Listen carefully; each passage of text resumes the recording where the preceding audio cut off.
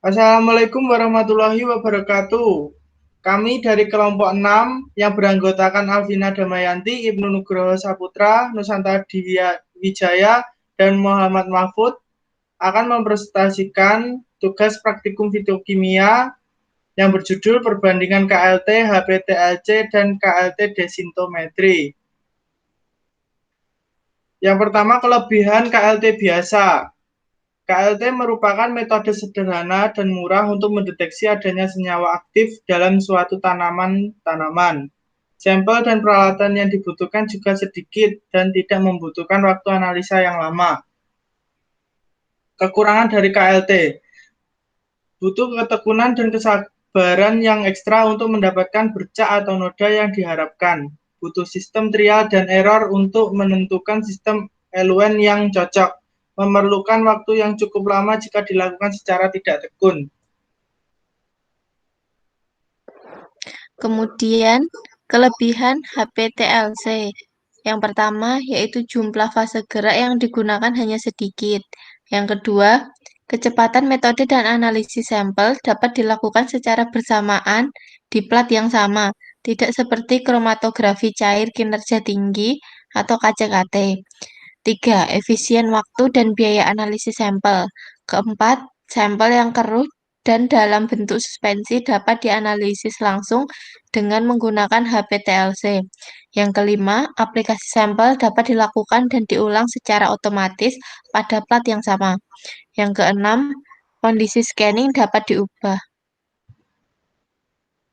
Kemudian selanjutnya yaitu kekurangan HPTLC. Yang pertama, hanya bisa digunakan untuk asam organik. Yang kedua, harus mengetahui kombinasi yang optimum antara pelarut, analit, dan gradien elusi. Yang ketiga, harganya mahal sehingga penggunaannya dalam lingkup penelitian yang terbatas. Yang keempat, sering ada larutan standar yang tertinggal di injektor. Selanjutnya, KLT desintometri. KLT desintometri adalah metode analisis instrumental yang berdasarkan interaksi radiasi elektromagnetik dengan analit berupa bercak pada KLT. Kelebihan dari metode KLT desintometri adalah dapat menganalisis secara kualitatif dan kuantitatif senyawa dalam campuran dengan waktu yang singkat, relatif sederhana, murah, serta mudah dilaksanakan dan dapat digunakan pada kadar kecil.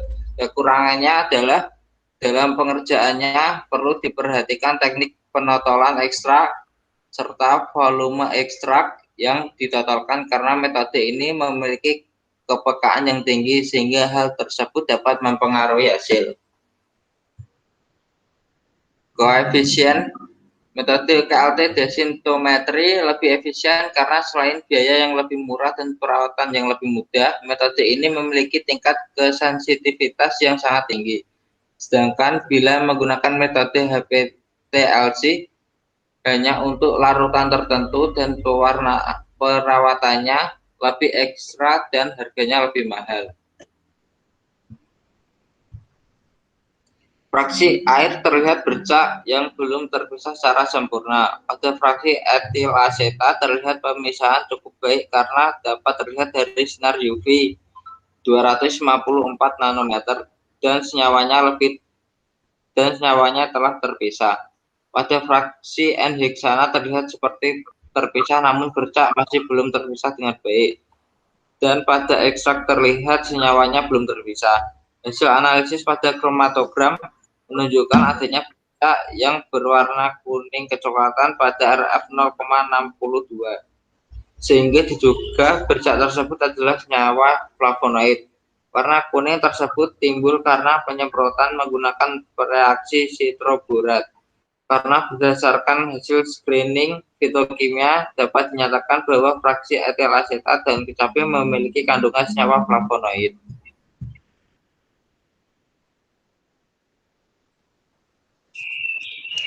Sistem kromatografi yang digunakan pada penelitian ini adalah fase normal, yaitu menggunakan fase diam yang bersifat polar dan fase gerak yang terdiri dari komposisi yang mengandung metanol dan atau air yang bersifat polar sehingga meningkatkan kepolaran dari fase gerak.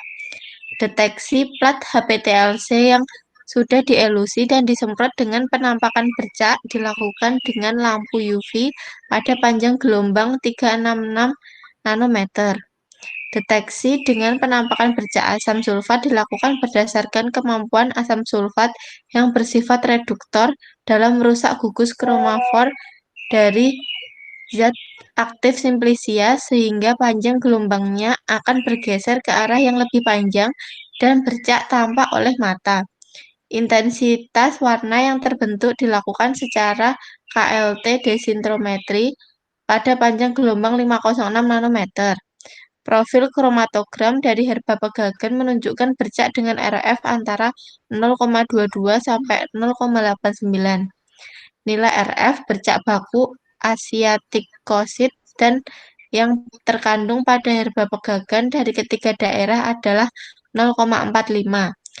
Nilai RF ini menunjukkan bahwa masing-masing simplicia tersebut mengandung asiatikosit.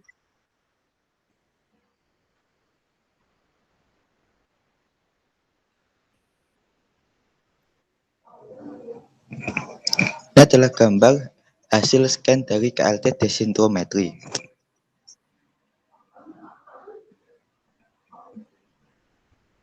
Hasil scan spektrum dari uji purity dan uji identity dapat dilihat pada spektra display atau spektrolis yang membandingkan spektrum pada 3 posisi puncak kromatogram, yaitu awal, tengah, akhir puncak kromatogram, di mana notasi RSM adalah kolerasi kemiripan spektrum pada posisi start atau awal dibandingkan posisi medium atau tengah, sedangkan kolerasi RNA adalah kolerasi kemiripan spektrum pada posisi medium atau tengah dibandingkan dengan posisi N atau akhir.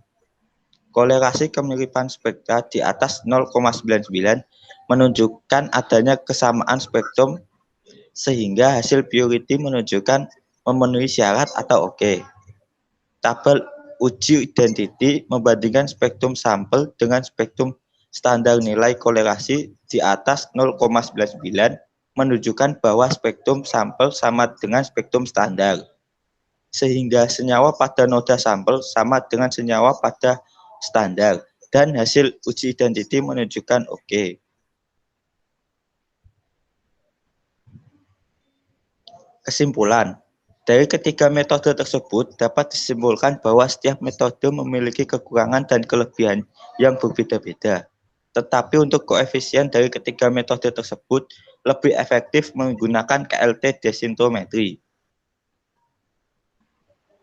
Ini adalah link dari video yang kami diskusikan. Sekian dan terima kasih. Mohon maaf bila ada salah-salah kata dari kelompok kami. Wassalamualaikum warahmatullahi wabarakatuh.